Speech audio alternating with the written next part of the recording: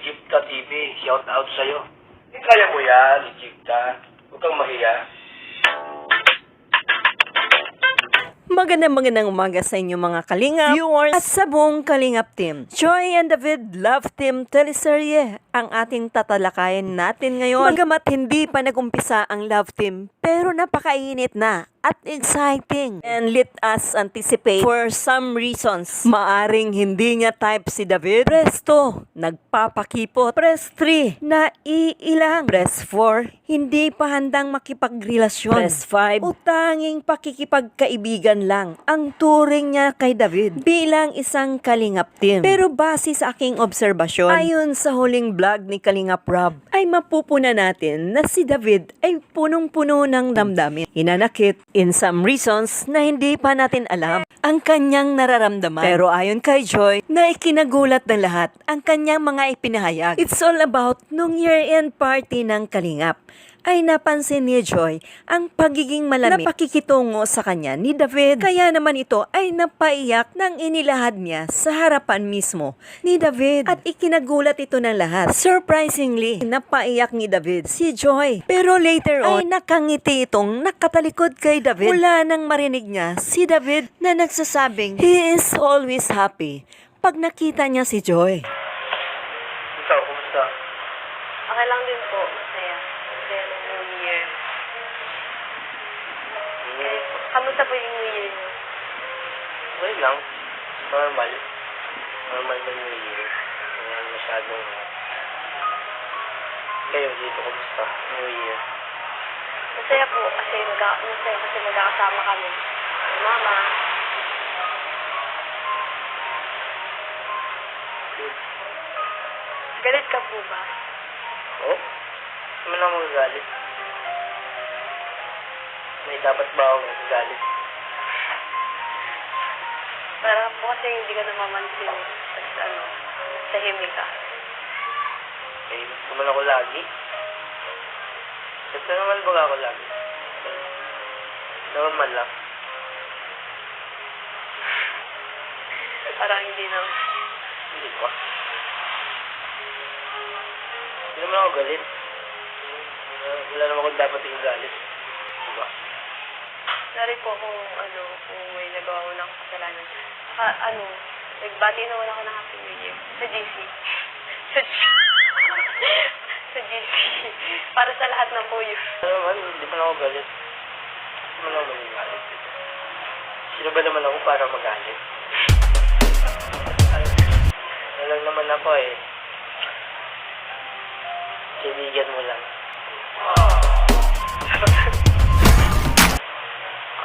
Okay lang po kung magalit kayo kung may nagawang kasalanan kasi yun naman po yun eh pag yun sa friendship po.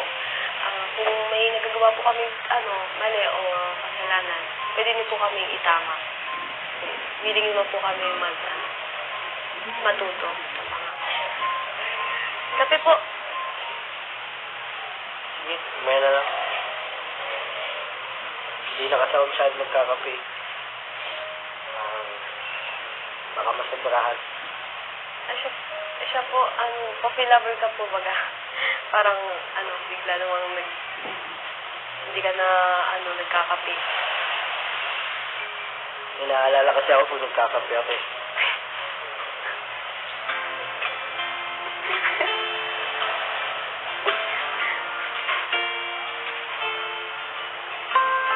Sino bang naaalala mo kung nagkakape ka? Yuta.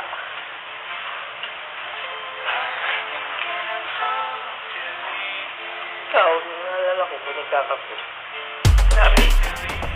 Grabe naman. So, babe, merienda po. Merienda po kayo. Busog pa ako. Sige, sila na lang. Ay, yung kape mo po, baka, naglalamig na. Sanay na ako sa malamig. Sinanay mo ako eh.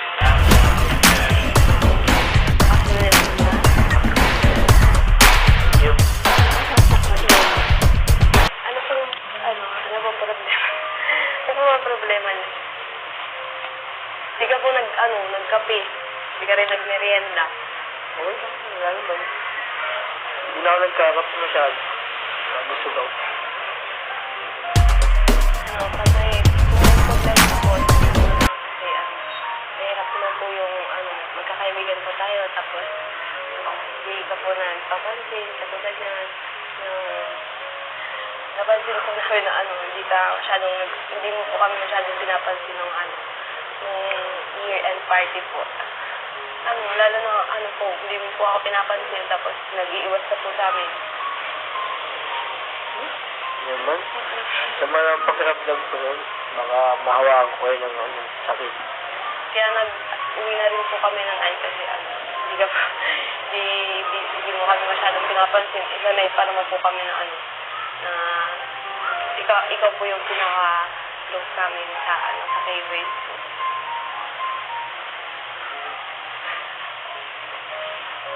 Umiyak na bro. Grabe.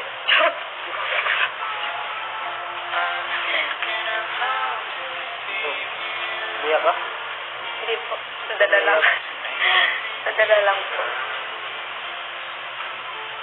Umiyak. Para magkaayos na po tayo.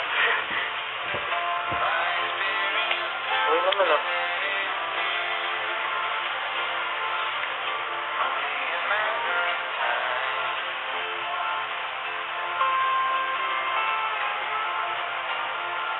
Okay lang. Sabihin mo na yung problema mo. Sabihin mo na po yung problema. Anong problema? Okay ka lang? Okay lang po. Umiyak. Okay na naman ako. Hindi mo mag-alala. Talaga. Baka hindi lang maganda yung pakiramdam ko ng time na yun. Sabi mo. Sanay ka siguro na sanay masaya. Masaya naman talaga ako pag nandiyan ka. Ano ang magagawa?